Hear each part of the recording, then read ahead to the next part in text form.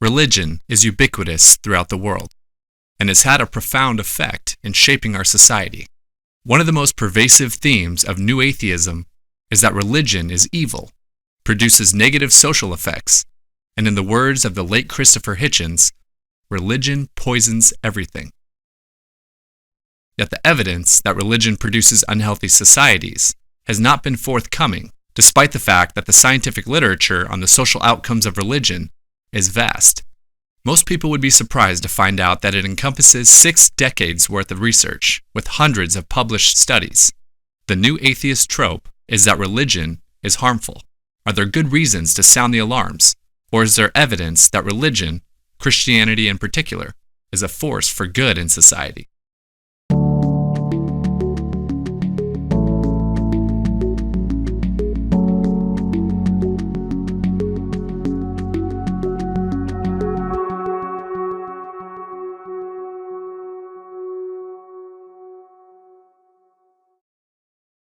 The contemporary literature on the effects of religion began in 1969 with the publication of the University of Arizona sociologists Hershey and Stark's landmark paper, Hellfire and Delinquency.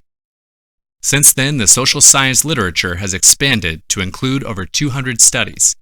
When considering all the studies, a clear trend emerges. With a few exceptions, religion is tied to positive social outcomes. For instance, a review was published in the journal Psychological Bulletins in 2009 entitled Religion, Self-Regulation and Self-Control.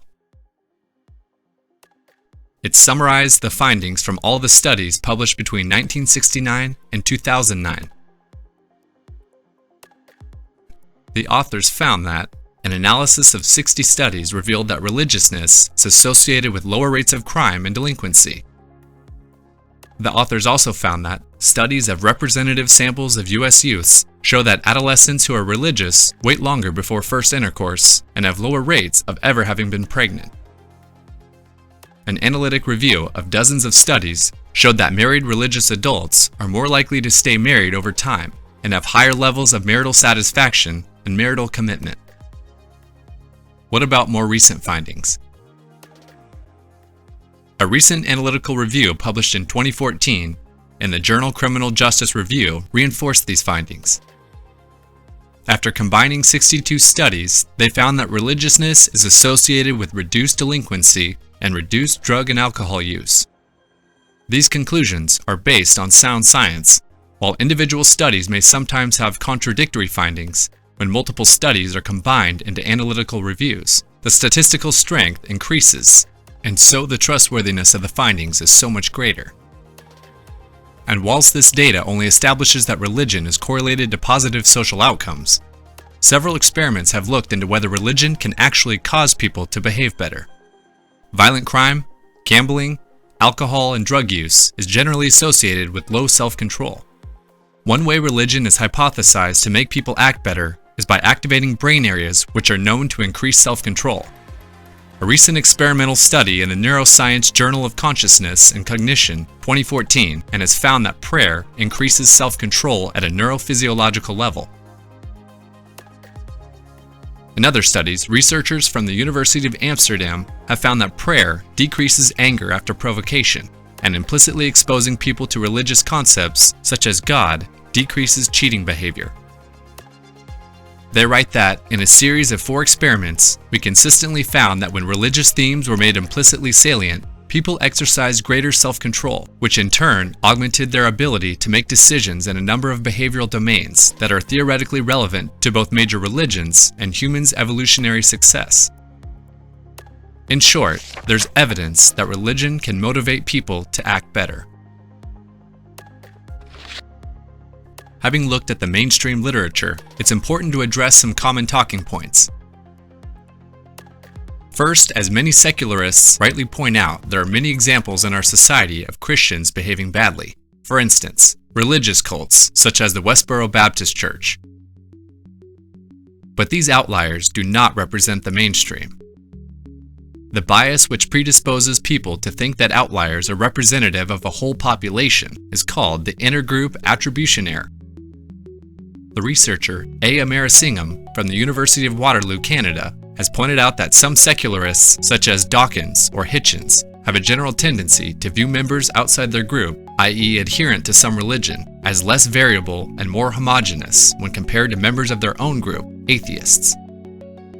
And so when an outgroup, such as adherents to religion, are viewed as more homogeneous, that can predispose people to believe that exceptions are representative of mainstream Christianity. The second bias that should be addressed is the tendency for atheists to gloss over the mainstream literature and instead cite one or two individual papers. One such paper was published by the paleontologist Gregory S. Paul, entitled Cross-National Quantifiable Effects of Religion, 2005. This paper argues that there's a positive correlation between social dysfunction and religiosity. While this paper does argue that religion leads to dysfunctional societies, there's little reason to pick one study out from among hundreds, when the trend is based on an analytic review of hundreds of studies. A single paper is not sufficient to buckle a trend. If we dig deeper into this paper, however, we can find major reasons to doubt Gregory S. Paul's conclusions.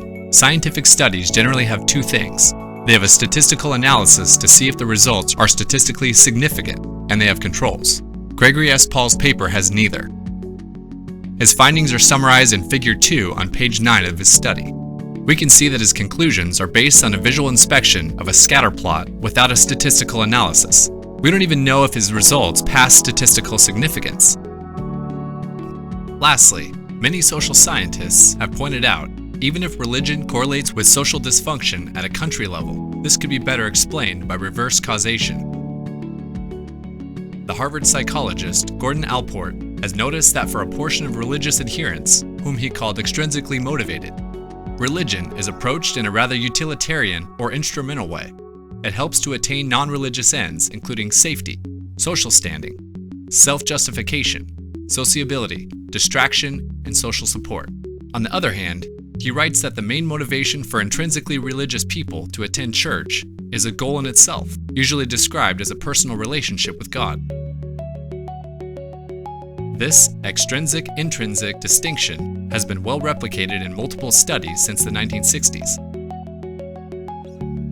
In a prosperous and stable democracy such as Western Europe, the percentage of people who attend religious services is expected to decline for those who are motivated by extrinsic utilitarian ends. Rather than stifling economic or social flourishing, it's economic flourishing that decreases religious service attendance for those motivated by economic or social goals. In summary, across a multitude of studies, the prevailing picture that emerges contradicts the new atheist dogma. There's very little evidence that religion, and especially a Christianity, poisons societies. Personal religiosity increases self-control, and is a potent force which has shaped society in beneficial ways. Thank you for watching.